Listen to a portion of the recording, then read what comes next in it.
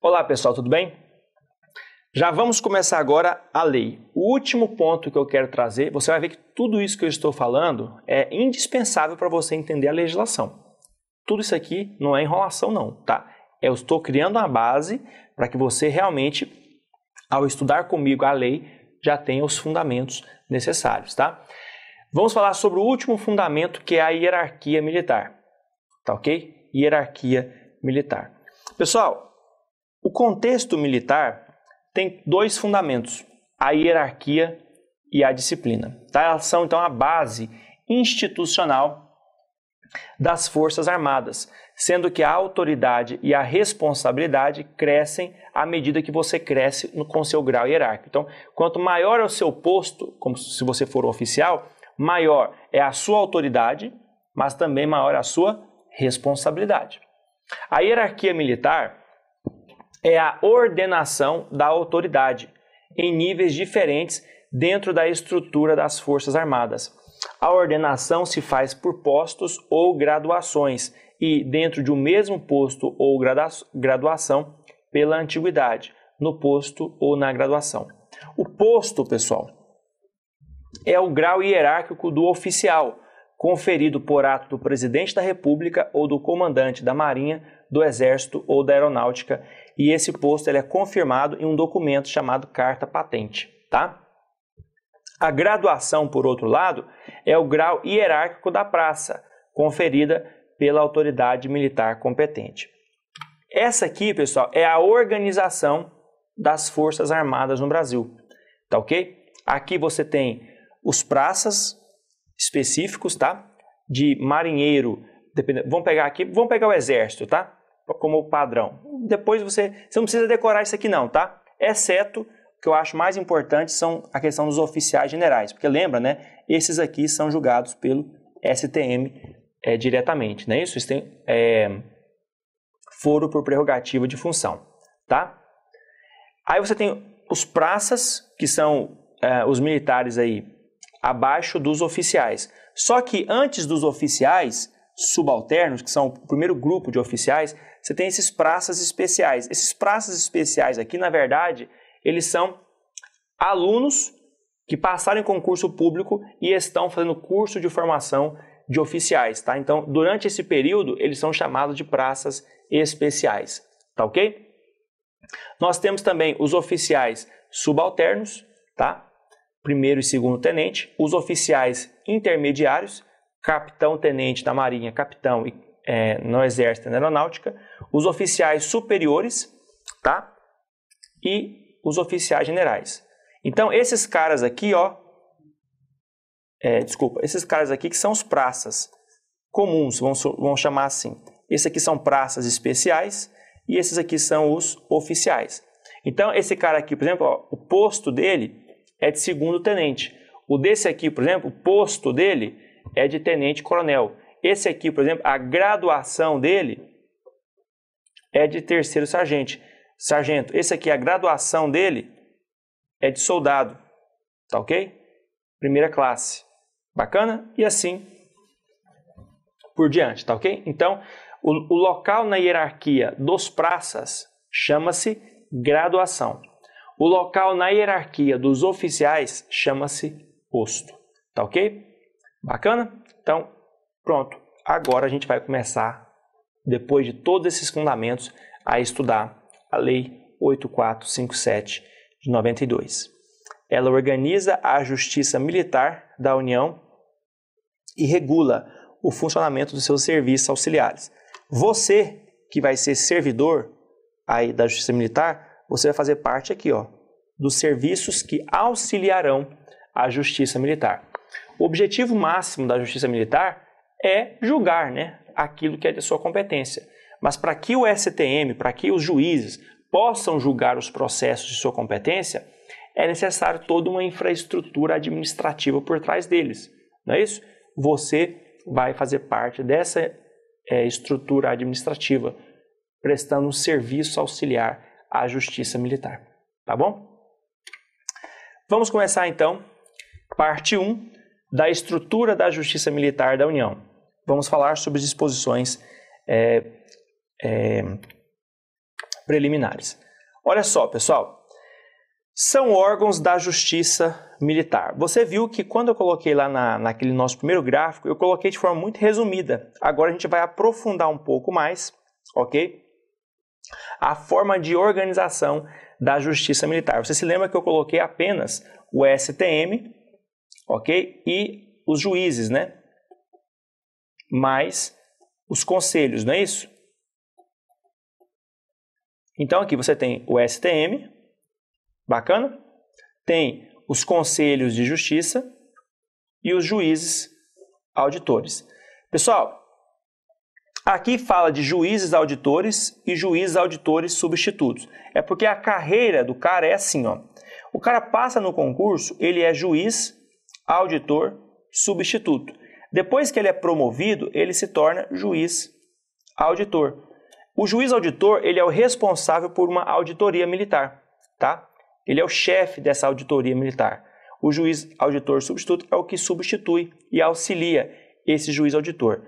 Esse juiz auditor pode, com muita sorte, se transformar aí, tornar ministro do STM. Só que isso aqui é quase impossível, né? E se lembra, apenas uma dessas vagas do STM é destinada para esses juízes de carreira. Então a chance é mais fácil de você ver aí o cometa Halley, certo? E aí restou ainda um tipo de órgão. Qual que é esse órgão? A auditoria de correição. Essa auditoria de correição, pessoal, é um órgão de fiscalização e orientação jurídica e administrativa com jurisdição em todo o território nacional. Pessoal, essa auditoria de correição, ela vai funcionar como os órgãos correicionais. O objetivo dela é verificar se os juízes, se os órgãos de primeira instância da Justiça Militar estão atuando de acordo com a legislação. Se não está tendo algum tipo de erro nos procedimentos, nas análises processuais. Então, por exemplo, na Justiça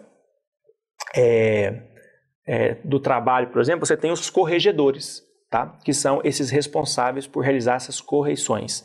Aqui na Justiça, o órgão que faz isso é a auditoria de correição e ele vai ter um juiz especificamente designado para realizar essas correições, tá ok? Nós vamos entrar em detalhes nessa auditoria. Por enquanto eu quero só que você conheça. Então, restou-nos colocar aqui o quê? Restou-nos colocar a auditoria de correição, que é um órgão, cuidado, que não vai ter função judiciária, tá?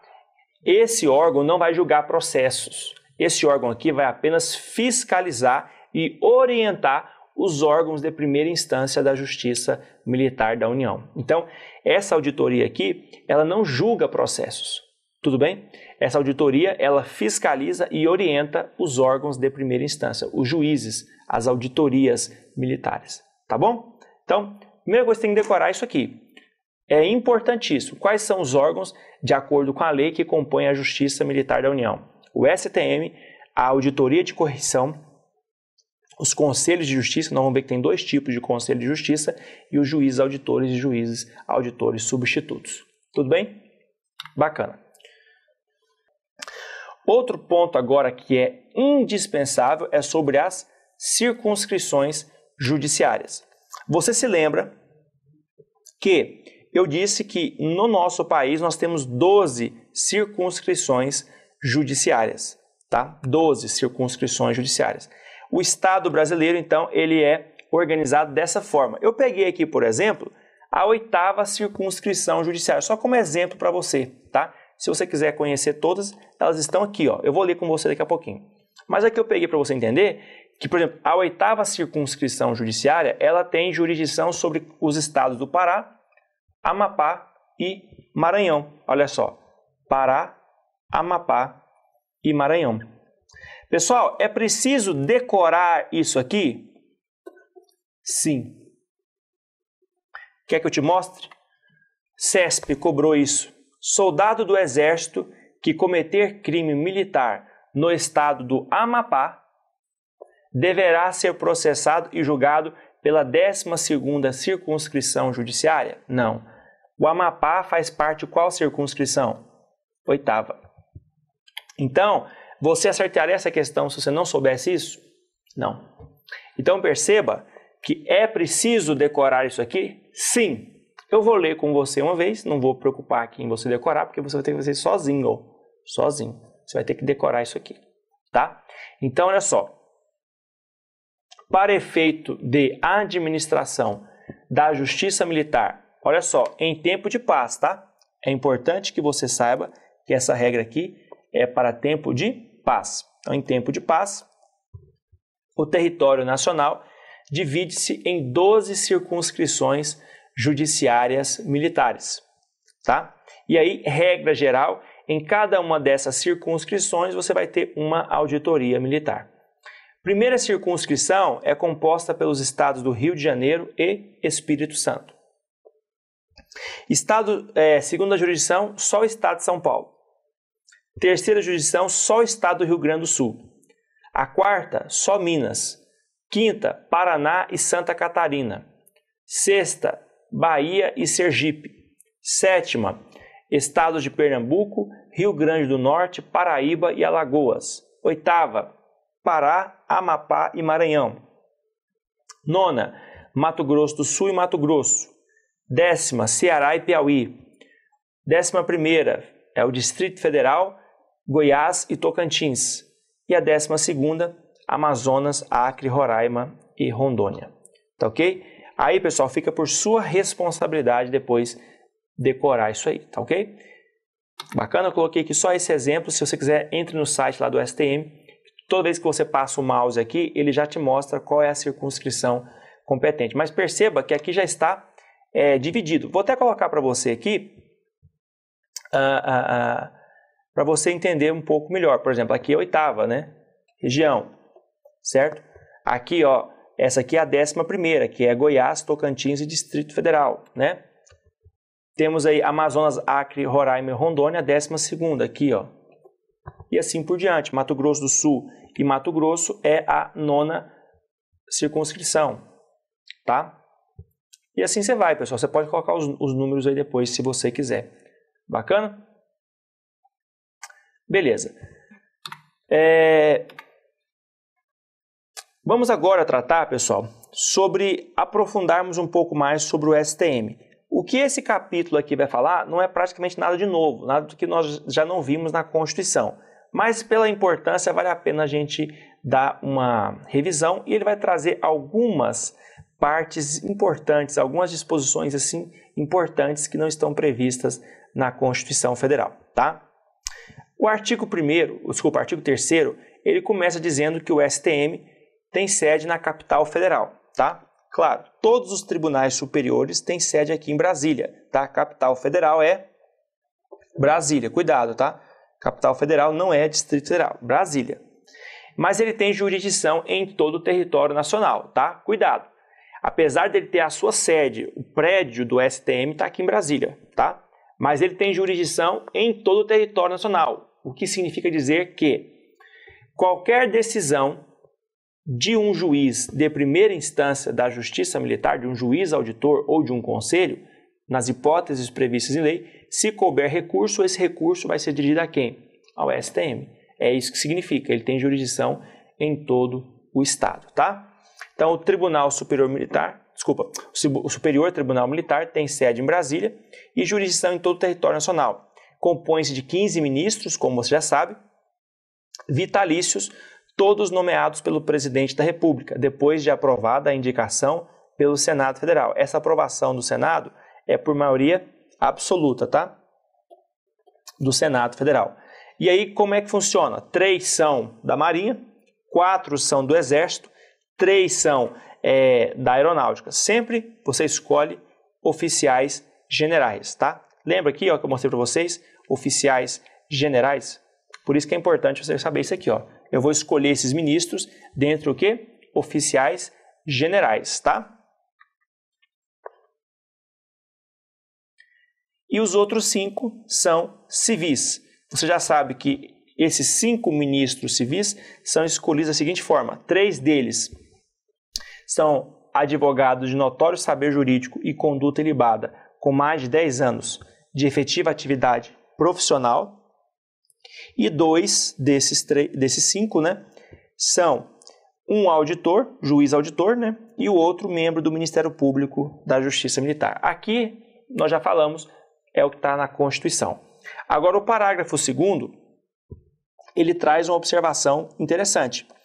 Os ministros militares, ou seja, esses ministros aqui, ó, esses 10, 3 da Marinha, 3 da Aeronáutica e 4 do Exército, eles continuam na ativa, em quadros especiais. Então, olha só, quando eles se tornam ministros, eles não deixam de ser militares. Eles continuam sendo militares da ativa, só que eles vão fazer parte de quadros especiais, eles não vão fazer parte do quadro geral da corporação, até porque eles não estão mais desempenhando funções na corporação específica, Exército, Marinha ou Aeronáutica. Eles foram agora nomeados para exercer funções de ministro no STM, mas eles não são excluídos da corporação, eles continuam sendo militares da ativa e vão ser aí alocados em quadros especiais das respectivas corporações. São os quadros destinados para os oficiais generais escolhidos para exercer funções no STM, tá? De ministro, tá ok? Muito importante esse parágrafo 2º. O artigo 4º traz agora a seguinte observação. Observadas as disposições legais, o regimento interno do Superior Tribunal Militar poderá instituir turmas e fixar-lhes a competência, bem como instituir conselho de administração para decidir sobre matéria administrativa da Justiça Militar. Tá ok? Nós estamos gravando essa legislação aqui antes do edital sair, já para possibilitar a sua preparação prévia, né? E nós não sabemos como é que vai ser a cobrança do regimento interno, nós não sabemos se vai cair para todo mundo ou somente para algumas áreas. Nós vamos esperar sair o edital para, se for necessário, gravar o regimento interno para vocês. Provavelmente serei eu quem fará isso se cair na sua prova, tá? Mas o regimento interno, pessoal, ele tem a possibilidade de o quê? Instituir turmas. O que são turmas? São órgãos fracionários, tá? Do STM, pessoal. Estou falando aqui TST porque nós acabamos de gravar o regimento interno do TST e ainda está na cabeça, tá? Então, desculpe. Tá, então, o regimento interno do STM pode, então, prever turmas, que são órgãos fracionários, compostos ali por um grupo específico de ministros para julgar causas específicas. Tá? O regimento ele é muito mais detalhado do que essa lei.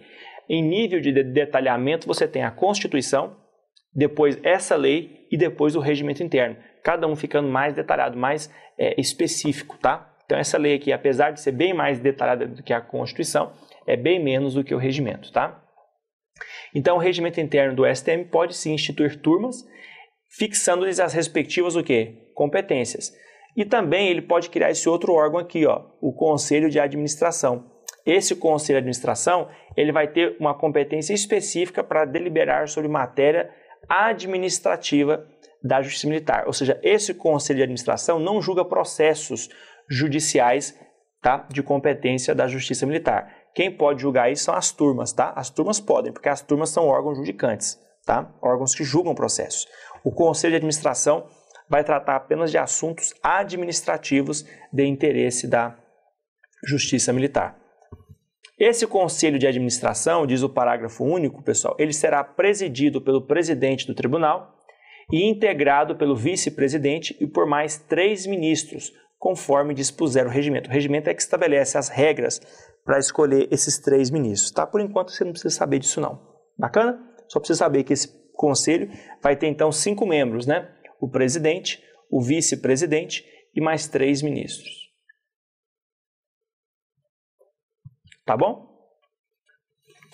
O artigo 6º, parágrafo 2º, que eu já fiz questão de colocar aqui também, ao falar sobre o Conselho de Administração, diz-nos que esse Conselho de Administração, após a sua instituição, tem a competência de deliberar sobre matéria administrativa. Tá? Então aqui o artigo 6º, parágrafo 2º, ele não coloca quase nada de novo em relação ao que está aqui, porque aqui já foi dito que ele vai deliberar, vai decidir sobre matéria administrativa. Né? Então esse Conselho vai tratar apenas de matéria administrativa de interesse do STM. Tá ok?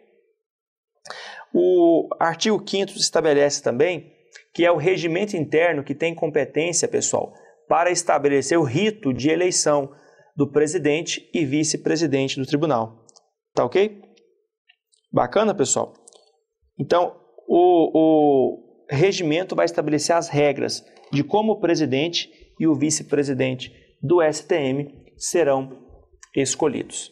Bacana? Isso você não precisa saber agora, só se você for fazer o curso aí do regimento interno, tá? Pessoal, continuando, vamos falar agora sobre a competência do STM, tá? Vamos falar aí da competência do Superior Tribunal Militar.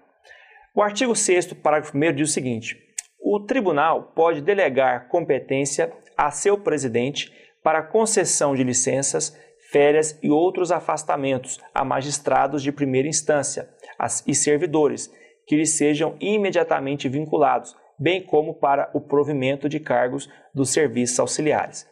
Essa delegação, pessoal, ela está prevista lá no regimento. O regimento interno é que vai trazer com mais detalhes a competência do tribunal, a competência das turmas, a competência do conselho de administração, a competência do presidente, a competência do vice-presidente. O regimento traz isso com detalhes. Essa lei não traz isso com detalhes, ela apenas fala que essas atribuições aqui podem ser exercidas pelo presidente, se isso estiver previsto no regimento, e de fato está, tá? Então, o tribunal pode, de fato, delegar a competência ao seu presidente para concessão de licenças, férias e outros afastamentos, tanto a magistrados quanto a servidores, tá? Só que, claro, magistrados de primeira instância. Bacana? Porque, em relação aos ministros, só o próprio tribunal mesmo é que pode conceder essas licenças, férias e outros afastamentos, tá ok? Agora, esses servidores também são servidores do tribunal, tá? Porque você tem servidores da Justiça Militar da União que vão trabalhar perante os órgãos de primeira instância. E aí, na questão dos órgãos de primeira instância, essas licenças, férias e outros afastamentos são concedidos pelos próprios juízes de primeira instância. Agora, os servidores do tribunal que trabalham no STM podem ter as suas licenças, férias e afastamentos concedidos aí pelo próprio presidente do STM, tá ok?